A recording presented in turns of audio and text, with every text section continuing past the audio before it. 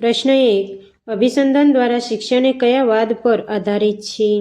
એ સમષ્ટિવાદ, બી અનુભવવાદ, C સાહચર્યવાદ, D આદર્શવાદ. સાચો જવાબ છે સી સાહચર્યવાદ. પ્રશ્ન 2.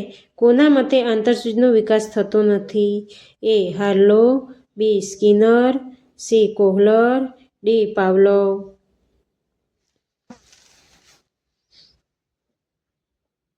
સાચો જવાબ છે એ હાર્લો. પ્રશ્ન 3. કયા પ્રકારના શિક્ષણમાં પ્રાણી પ્રતિક્રિયા કરે તો જ તેને ખોરાક મળે છે? એ કારક અભિસંધાન, બી આંતરસૂઝ દ્વારા શિક્ષણ, સી અવલોકનાત્મક અભિસંધાન, ડી શાસ્ત્રીય અભિસંધાન. સાચો જવાબ છે ડી શાસ્ત્રીય અભિસંધાન. પ્રશ્ન 4. શિક્ષક દ્વારા આપેલ માર્ગદર્શનને શું કહેવામાં આવે છે? એ સૂચના, બી સ્કેફોલ્ડિંગ, સી સુવિધા, ડી નિયમન. સાચો જવાબ છે બી સ્કેફોલ્ડિંગ. પ્રશ્ન 5.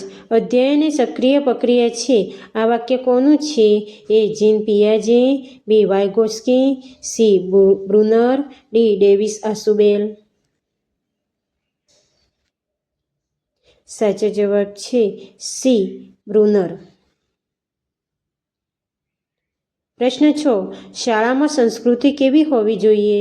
એ સમાવેશી અને સહયોગી, બી સ્પર્ધાત્મક, સી દમનકારી, ડી નિષ્ક્રિય.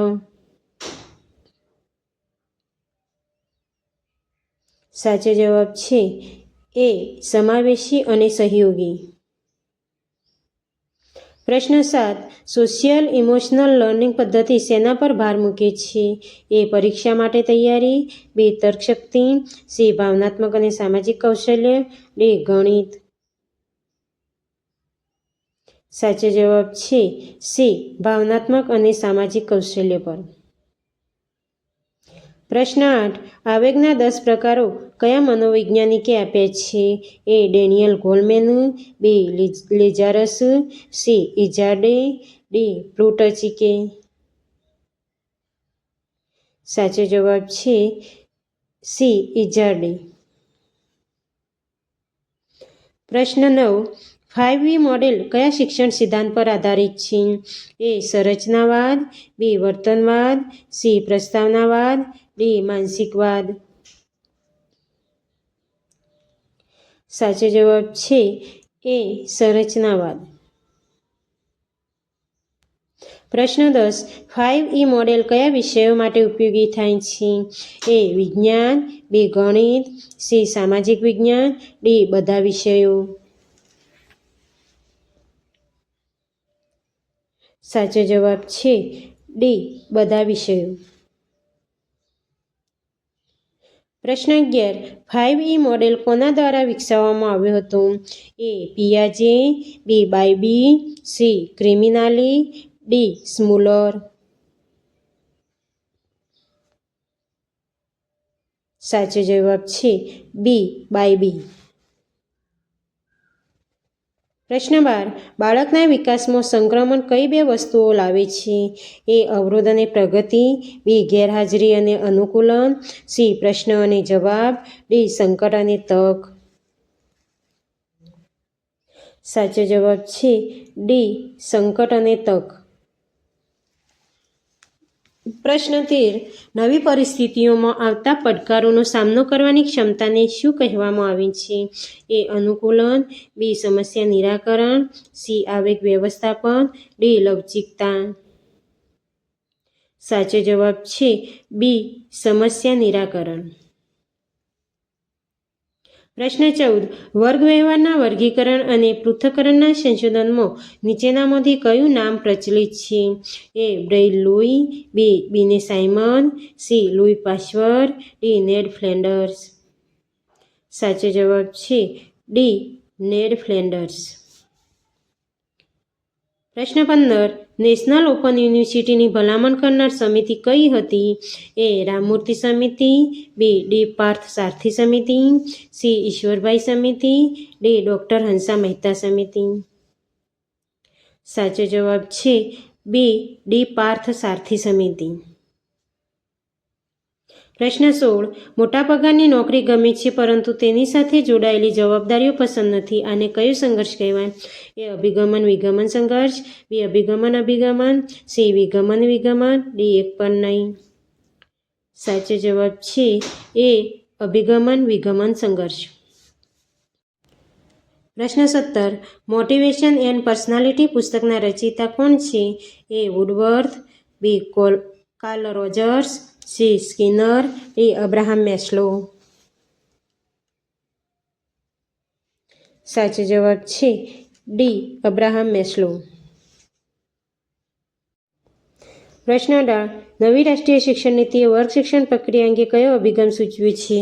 એ. શિક્ષણ કેન્દ્રીય અભિગમ, બી. અધ્યયતા કેન્દ્રીય અભિગમ, સી. પ્રવૃત્તિમય શિક્ષણ, ડી. અધ્યયન કેન્દ્રીય અભિગમ.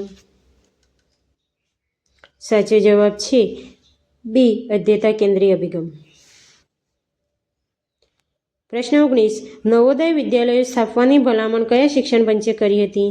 એ. મુદલિયાર કમિશન, બી. રામ મનોહર લોહિયા સમિતિ, સી. કોઠારી શિક્ષણ પંચ, ડી. આચાર્ય રામમૂર્તિ સમિતિ. સાચો જવાબ છે સી. કોઠારી શિક્ષણ પંચ. પ્રશ્ન 20. ગુજરાત રાજ્યમાં કયા મુખ્યમંત્રીના શાસનકાળ દરમિયાન ઓપન સ્કૂલનો વિચાર કાર્યાન્વિત થયો હતો? એ. બળવંતરાય મહેતા, બી. ચિમનભાઈ પટેલ, સી. અમરસિંહ ચૌધરી, ડી. નરેન્દ્ર મોદી. સાચો જવાબ છે બી. ચિમનભાઈ પટેલ. પ્રશ્ન 21. પૂર્વ પ્રાથમિકથી લઈ માધ્યમિક સુધી 100% નામાંકન કરવાનું ધ્યેય કયા વર્ષ સુધીમાં પૂર્ણ કરવાનું છે? એ. ઈસવીસન 2035, ઈસવીસન 2033, ઈસવીસન 2025, ઈસવીસન 2030.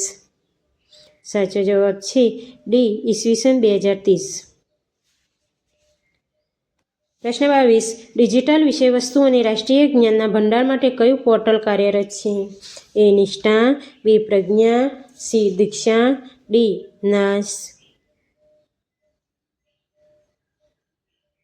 સાચો જવાબ છે સી. દીક્ષા.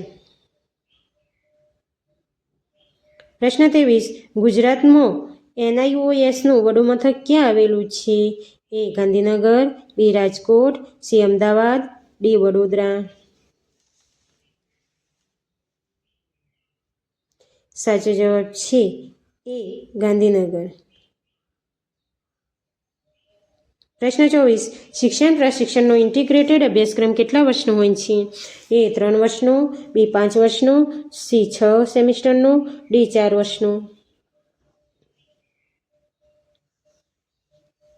સાચો જવાબ છે ડી. 4 વર્ષનો. પ્રશ્ન 25. સંશોધન અંગેનો GAPનો કાર્યક્રમ કઈ સંસ્થા હાથ ધરે છે? A. GCRT, B. Commissioner of school, C. નિયામક પ્રાથમિક શિક્ષણની કચેરી, ડી. SSA. સાચો જવાબ છે એ. GCERT.